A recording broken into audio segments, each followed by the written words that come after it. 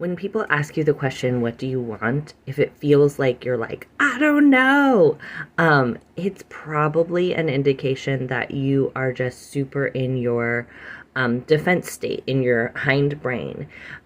When we are feeling like we're scared, we're either in fight, flight, or freeze, to put it very simplistically.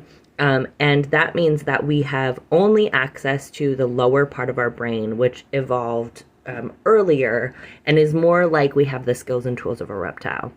Our frontal lobe is the most recent evolved part of our brain, and that's where we can see like what we want, possibilities, imagination, okay? Back here, we have no access to imagination because there's something called the amygdala hijack. It actually cuts off access to our frontal lobe.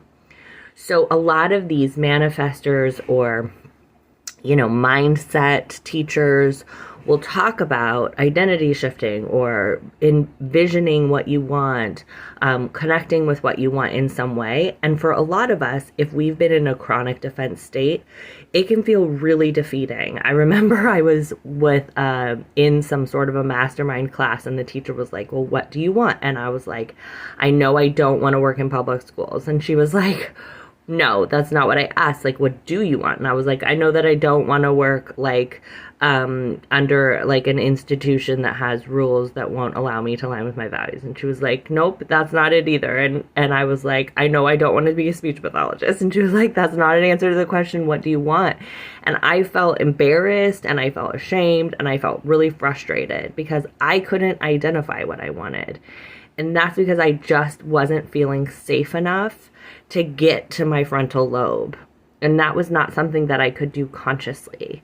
And that's where the nervous system work can really, really help us, right? Because if we don't know what safety feels like in our body, then we don't know how to get there on purpose.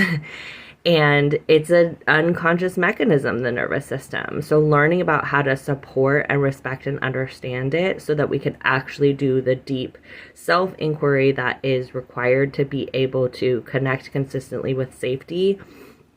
We can't get to what do we want and manifesting things that are preferable until we've really connected with safety inside of our bodies.